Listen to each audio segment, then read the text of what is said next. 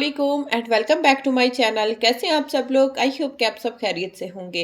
माशाल्लाह से रमज़ान की आमद ही आमद है। रमज़ान शरीफ आहिस्ता आहिस्ता हमारे पास पहुंच रहा है और इसी तरह से जी आहिस्ता आहिस्ता हमने भी रमज़ान की तैयारियां करनी शुरू कर दी हैं। अच्छा, कुछ काम ऐसे होते हैं कि जो रमज़ान से पहले करने बहुत ही ज़रूरी होते हैं। तो मैं जी अपने जो है ना क्लीनिंग वगैरह स्टार्ट करती हूँ। पहले कारपेट्स वॉश करना, रैक्स वॉश करना, इसके अलावा किचन डीप क्लीन करना। अच्छा, किचन की क्लीनिंग रमज़ान से पहले मेरी मस्ट होती है, क्योंकि फिर जब रमज़ान स्टार्ट होता है तो फिर रोज़ों में नमाज़ पढ़नी होती है और सहरी बनाओ, अफ्तारी बनाओ, नमाज कुरान पढ़ो, उसी में ही टाइम निकल जाता है। तो इसलिए जो जिस काम में ज़्यादा एफर्ट लगनी होती है, जो थोड़ा बड़े-बड़े काम होते हैं ना, वो मैं रमज़ान से पहले ही कर लेती हूँ। जैसा कि सोफ़े क्लीन करना, कुशन्स के कवर वॉश करना, जितने भी बड़े-बड़े ये काम होते हैं वो सारे मैं रमज़ान से पहले कर लेती हूँ, ताकि फिर रमज़ान में मुझे इन चीज़ों की टेंशन नहीं होती। और रमज़ान में फिर क्या है कि क्लीनिंग वगैरह ये सब काम करने का टाइम ही नहीं मिलता। तो बस जी यहाँ पर अभी मैंने जो कारपेट्स थे ना उनको उठा के बाथरूम में रख दिया है, मतलब कि उनके ऊपर पानी मार के उनके ऊपर सर्फ़ डाल के रख दिया है और फिर उनको ब्रश से वॉश करके तो बाहर डाल दूँगी ड्राई होने के लिए। और साथ ही साथ जो है जो कुशन्स के कवर थे वो भी मैं सारे उतार रही हूँ और साथ-साथ मशीन भी लगा दूँगी आज। जो बड़े-बड़े कपड़े हैं वॉश करने वाले, जैसे कि ब्लैंकेट, कुशन कवर, तकियों के कवर, ये सारे मैं हाथ के हाथ वॉश कर लूँगी और उसके बाद साथ ही साथ मैं स्टार्ट कर दूँगी अपने किचन की क्लीनिंग। किचन की क्लीनिंग करने से पहले यहाँ पर मैं बना लेती हूँ अपना स्प्रे। और यहाँ पर जी मैंने डिश वॉश डाला था इसके अंदर और इसमें डाल दिया है पानी, और थोड़ा सा ही आपने डिश वॉश डालना है, जो भी आपके पास हो वही आप डाल लें। और उसके बाद इसमें पानी डाल के इसको अच्छे से मैंने कर लिया है शेक, और ये ज़बरदस्त सा जो है ना स्प्रे बनकर रेडी हो जाता है। इसके अलावा एक मेरा विनीगर वाला स्प्रे भी बना हुआ पड़ा हुआ है, और वो फिर अलग किसी चीज़ के लिए ज़रूरत होती है तो उसके लिए यूज़ करती हूँ। लेकिन नॉर्मल जो किचन क्लीनिंग के लिए ना ये वाला स्प्रे जो है ना वो काम आता है। तो यहाँ पर जी मैंने दोनों स्प्रे बना लिए थे और उसके बाद जी फिर यहाँ पर सबसे पहले मेरे 2 ये जो कैबिनेट है ना ये रह गए थे। अच्छा, मेरा क्या है कि किचन क्लीनिंग का ये होता है कि जो भी मेरा ड्रॉ या कैबिनेट गंदा हो रहा होता है ना वो मैं हाथ के हाथ ही क्लीन करती हूँ जाती। लेकिन ये जो स्पाइसेस वाला था ना, अच्छा मुझे ये स्पाइसेस जो जार थे ये भी चेंज करने थे और इसको क्लीन भी करना था। और ये 3 वाले जो कैबिनेट है ना ये रहते रह ही गए और ये गंदे भी इस बार काफ़ी हो गए थे, तो इनको थोड़ी एफर्ट भी फिर लगती है क्लीन करने में। और इसलिए मेरी कोशिश होती है कि इनको ना मैं जल्द से जल्द हाथ के हाथ क्लीन कर दिया करूँ, ताकि फिर ज़्यादा ये टाइम ना लें और ज़्यादा गंदे भी ना हो। ज़ाहिर सी बात है जब ज़्यादा गंदे हो जाते हैं तो फिर ज़्यादा मेहनत करनी पड़ती है आपको। खैर जी, इनको सबको मैंने अच्छे से क्लीन कर लिया था। इनमें जो है काफ़ी चिकनाहट हो रही थी नीचे, तो इसमें मैंने जो विनेगर वाला स्प्रे था ना वो मारा था। उससे फिर क्या है कि ये कैबिनेट जल्दी से क्लीन हो जाते हैं। उसके बाद जी फिर यहाँ पर ये मेरे पास पेपर थे, तो इन सब के अंदर जी मैं ये वाली पेपर शीट जो है ना ये बिछा दूँगी और उसके बाद जो है ना फिर इसमें सारी चीज़ें रख दूँगी। फिर इससे क्या है कि जब भी ये गंदे होते हैं तो बस आप ये शीट उठा के तो हल्का सा स्प्रे के साथ क्लीन कर देते हैं तो ये अच्छे से साफ़ हो जाता है। अच्छा जी, ये शाज़ेन के आज ट्वाइस से निकला था, तो इसको जी मैंने कहा मैं अपने कैबिनेट में रख देती हूँ, क्योंकि इसके नीचे जो है ना स्पेस बन जाएगी और ऊपर नीचे मेरे इसमें जो है ना वो जार आ जाएँगे। ख़ैर जी, ये वाला कैबिनेट भी मेरा क्लीन हो गया था। इसके अंदर भी मैंने पेपर बिछा दिया था और इसके अंदर भी जो है स्पाइसेस जार रखती जा रही हूँ। और तकरीबन जो गंदे हो रहे थे, जो पुराने हो रहे थे, कुछ खाली भी थे, फेंकने वाले थे, वो मैंने सारे हाथ के हाथ फेंक दिए हैं और जो बाकी यूज़ की चीज़ें थी वो मैं रखती जा रही हूँ। अच्छा, जब भी क्लीनिंग करते हैं ना कुछ तो एक्स्ट्रा हमारे किचन से निकलता ही निकलता है। तो बस जी यहाँ पर जो तीसरा वाला कैबिनेट था ये भी रेडी हो गया था। इसमें भी मैंने पेपर बिछा दिया था और इसके जो स्पाइसेस जार है ना वो मैंने सारे ही चेंज कर दिए हैं। ये अचार वाले थे, कुछ इसके अंदर डाल दिए हैं, और ये वाइट वाले मैंने DIY करके बनाए थे, तो ये भी मैंने कहा इसी के अंदर रखती हूँ। सभी एक जैसे अच्छे भी लगते हैं और जो चीज़ें आपको चाहिए होती है वो इजीली मिल भी जाती हैं। जो वाइट वाले थे ना उसके ऊपर मैंने नाम लिख दिया था कि किस किस बॉक्स में कौन सी चीज़ पड़ी है, ताकि आराम से मिल जाए। तो ये वाला कैबिनेट भी ज़बरदस्त सा रेडी हो गया था, क्योंकि ये वाला गंदा भी काफ़ी हो रहा था और मैं इसी चक्कर में थी कि एक ही साथ जो है ना सब करूँगी। खैर ये भी हो गया था। उसके बाद जी फिर आ जाती है ऊपर कैबिनेट्स के जो ड्रॉअर है ना उनको क्लीन करना। अच्छा जी, इनको भी क्लीन करना बहुत ज़रूरी होता है, क्योंकि देखने में लगता है कि ये क्लीन है, लेकिन जब भी मैं इनको क्लीन करती हूँ ना तो ऐसे ये शाइन मार रहे होते हैं। और इनको मैं हर वक्त क्लीन नहीं करती हूँ, तकरीबन निकाल लें 2 मंथ 3 मंथ के बाद ही जाके जब जो है ना मुझे लगता है कि क्लीन होने वाले हैं तो फिर करती हूँ। उसके बाद जी फिर बारी आ जाती है एग्जॉस्ट फैन की। अच्छा, ये भी काफ़ी गंदा हो जाता है और हमारा तो ये हर वक्त यूज़ होता है। तो सबसे पहले ना जब भी मैं किचन क्लीनिंग करती हूँ तो इसी को क्लीन करती हूँ, क्योंकि फिर इससे नीचे पानी कचरा हो जाता है तो इसको थोड़ा क्लीन करने में टाइम भी लगता है। क्योंकि आज मेरे दो कैबिनेट दो तीन थे, वो भी ऊपर वाले थे रहते थे, तो मैंने पहले वो क्लीन किए। उसके बाद जी अभी एग्जॉस्ट फैन को क्लीन करूँगी। इसके ऊपर मैंने अच्छे से स्प्रे मार दिया था, विनीगर वाला स्प्रे मारा था, इसके अंदर भी विनीगर था। इससे क्या है कि जो चिकनाहट वगैरह होती है ना वो ईजी फिर आपकी क्लीन हो जाती है। तो बस जिस जो स्पंज था ना उसके साथ मैंने अच्छे से इसको क्लीन किया और उसके बाद जी गीला टॉवल ले लिया और उसके बाद इसको मैंने अच्छे से साफ कर लिया, तो ये हो गया था। उसके बाद जी फिर बारी आ जाती है चूल्हे की, और अभी जी मैं कर लूंगी हाथ के हाथ चूल्हे को भी क्लीन। और चूल्हे को क्लीन करने के लिए जी यहाँ पर मैंने पहले इसका फॉल पेपर उठाना है, क्योंकि ये इतना गंदा नहीं होता है, मैंने फॉल पेपर लगाया होता है। हाथ के हाथ ही मैं इसको क्लीन करती रहती हूँ। लेकिन जब डीप क्लीन करना होता है तो उसके लिए क्या है कि मैंने यहाँ पर पहले इसके ऊपर अच्छे से स्प्रे मार दिया है। आप चाहें तो इसके ऊपर जो डिश वॉश है चाहे वो डाल लें, लेकिन ये स्प्रे से ठीक से हो जाता है।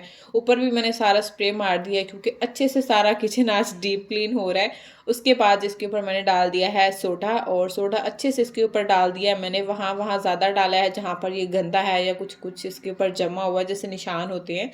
उसके बाद जी फिर मैंने इसके ऊपर विनीगर डाल दिया है, और विनीगर डालने के बाद ना हाथ से मैं हल्का हल्का इसको मिक्स कर देती हूँ।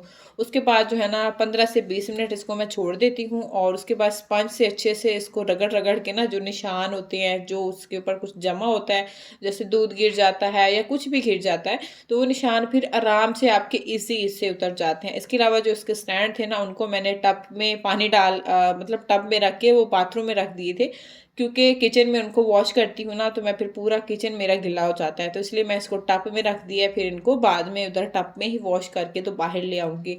उसके बाद जी यहाँ पर 15 मिनट हो गए थे, और उसके बाद जी मैंने यहाँ पर ले लिया था स्पंज, और स्पंज के साथ ना अच्छे से मैंने इसको घिस घिस के जो है ना क्लीन किया है। इतना ज़्यादा भी नहीं घिसना, फिर जो है ना नीचे स्क्रैच पड़ जाते हैं। खैर जी अच्छे से मैंने इसको स्पंज के साथ साफ़ किया, और उसके बाद फिर गीला टॉवल ले लिया।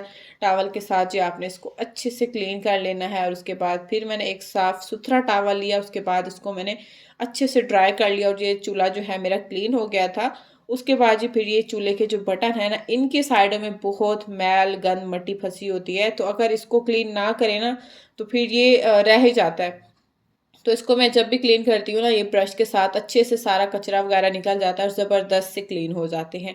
चूल्हा क्लीन करने के बाद जी फिर जी इसके जो स्टॉक के ऊपर वाले कैप होते हैं क्या इसको कहते हैं, तो फिर जी मैं इनको वॉश करने आ गई थी, क्योंकि इनको भी हाथ के हाथ मैंने वॉश कर दिया था अच्छे से। और उसके बाद जो है ना फिर मैं आ गई थी काउंटर टॉप की तरफ।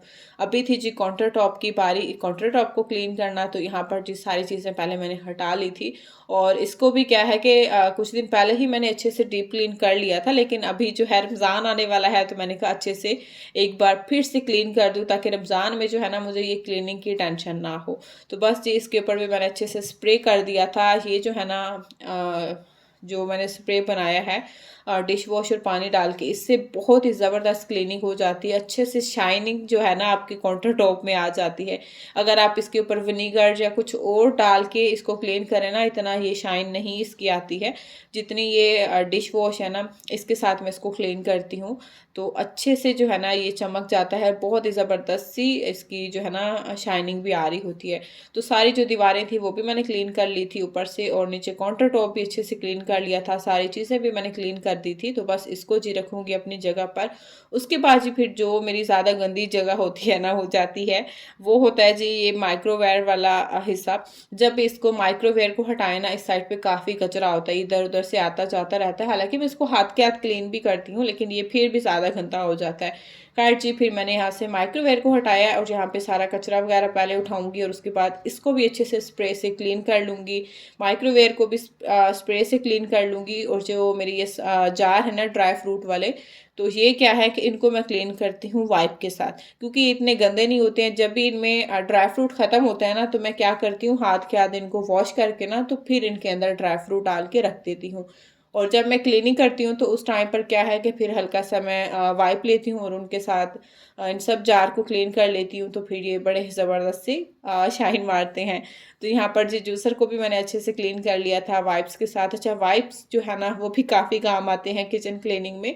जब भी छोटी मोटी कहीं से क्लीनिंग करनी होती है तो कुछ कहीं गिर जाता है तो फिर मैं वाइप्स के साथ क्लीन कर लेती हूँ, क्योंकि अब बच्चों के लिए मैं इतने वाइप्स यूज़ नहीं करती हूँ जितने मेरे किचन में यूज़ हो जाते हैं वाइप्स।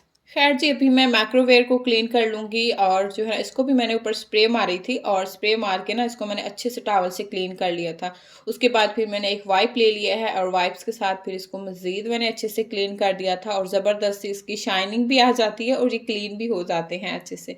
तो बस जी इसको मैं रखती हूँ अपनी जगह पर, उसके बाद जो चीज़ें वगैरह हैं सारी वो उसके ऊपर रखूँगी। अच्छा, ये वाले जो काम है ना फिर रमज़ान में ये काम करने का ना टाइम ही नहीं मिलता। इन कामों में फिर टाइम लगता है, इन सब चीज़ों को हटाओ, क्लीन करो। और रमज़ान में वैसे भी हमारे पास टाइम कम होता है, नमाज़ पढ़ो, रोज़ा रखो। रोज़े के साथ फिर इतने एफ़र्ट वाले काम होते भी नहीं हैं। तो इसलिए मैं कोशिश करती हूँ कि जो मेरे बड़े-बड़े काम हैं जिनमें ज़्यादा एफ़र्ट लगनी होती है ना, तो वो मैं रमज़ान से पहले कर लूँ। ख़ैर जी, उसके बाद फिर जो नीचे के कैबिनेट्स वग़ैरह डोर थे उनको भी मैं अच्छे से स्प्रे मार के क्लीन कर लूँगी और ये भी काफ़ी इस बार गंदे हो गए थे, क्योंकि मैं यही सोच रही थी कि अभी रमज़ान से पहले क्लीनिंग करूँगी, रमज़ान से पहले क्लीनिंग करूँगी, कुछ दिन पहले कर दूँ तो फिर ये गंदे हो जाते। तो इसलिए फिर रमज़ान के चक्कर में ना इस बार मेरी क्लीनिंग थोड़ी-सी लेट हो गई थी। ख़ैर जी, इनको भी अच्छे से टॉवल के साथ मैं क्लीन कर लूँगी और ये भी बहुत ही ज़बरदस्त से क्लीन भी हो जाते हैं और इनमें शाइन भी आ जाता है। तो इसलिए कोई केमिकल वाला स्प्रे जो है ना किचन में या कैबिनेट्स में नहीं जो है ना वो यूज़ किया करें। काफ़ी केमिकल काफ़ी चीज़ें लोग यूज़ करते हैं, भई इससे क्लीन करें, उससे क्लीन करें। नहीं, बेहतर है कि आप सिर्फ़ डिश वॉश लें, उसमें पानी डालें, स्प्रे बनाएँ और उससे ज़बरदस्त सा जो है ना आपका किचन क्लीन हो जाता है। उसके बाद जी फिर कारपेट पे मैंने सर्फ़ डाल के रखा हुआ था, तो इसको भी अच्छे से मैंने ब्रश मार के वॉश कर लिया था और उसके बाद जी फिर मैंने इसको ड्राई होने के लिए छोड़ दिया था बाथरूम में। उसके बाद जी फिर मैं किचन में आ गई थी और अभी मुझे करना था सिंक को क्लीन और सिंक की बारी आती है लास्ट में।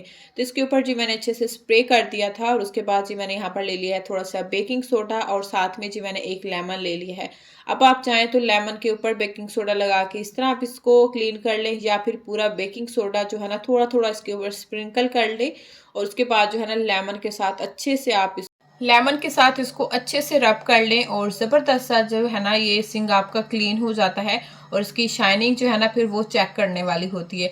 मैं हर महीने में एक बार जो है ना इसको इसी तरह से सिंक को क्लीन करती हूँ। अच्छे से ये क्लीन हो जाता है तो फिर आराम से जो है ना कुछ टाइम आपका निकल जाता है। उसके बाद जी यहाँ पर मैंने दांतों वाला एक ब्रश ले लिया था। इसकी साइडों में काफ़ी कचरा फँस जाता है जो कि स्पंज से तो बिल्कुल नहीं निकलता। तो फिर जी इसी तरह ब्रश के साथ मैं इसकी जो साइडें हैं सारी वो अच्छे से क्लीन कर ली थी और उसके बाद जी यहाँ पर मैंने ले लिया था स्पंज और स्पंज के ऊपर जी मैंने डिश वॉश डाल दिया था और उसके बाद मैंने अच्छे से फिर इसको स्पंज के साथ वॉश किया और इससे क्या है कि फिर आपका सिंक जो है ना वो चमकने वाला हो जाता है। जो इसकी शाइनिंग है ना वो तो फिर आपको लास्ट में नज़र आएगी कैसे ये ज़बरदस्त सा चमक रहा था, क्योंकि सिंक ऐसी चीज़ है जिसको नीट क्लीन रखना ना बहुत ज़रूरी होता है। अगर आपका सिंक गंदा हो ना तो फिर मुझे तो किचन में काम करने का दिल ही नहीं करता। ख़ैर जी, अच्छे से मैंने इसको क्लीन कर लिया था तो बस अभी टॉवल के साथ इसको अच्छे से ड्राई कर लूँगी और उसके बाद जी मेरा सिंक हो गया था ज़बरदस्त सा क्लीन, ऐसे चमचमा रहा था। बस आज की वीडियो यहीं तक थी। होपफुली कि आज की वीडियो आप लोगों को पसंद आई होगी। वीडियो पसंद आई है तो वीडियो को लाइक करना है, चैनल को भी सब्सक्राइब करना है। मिलते हैं नेक्स्ट वीडियो में। अल्लाह हाफ़िज़।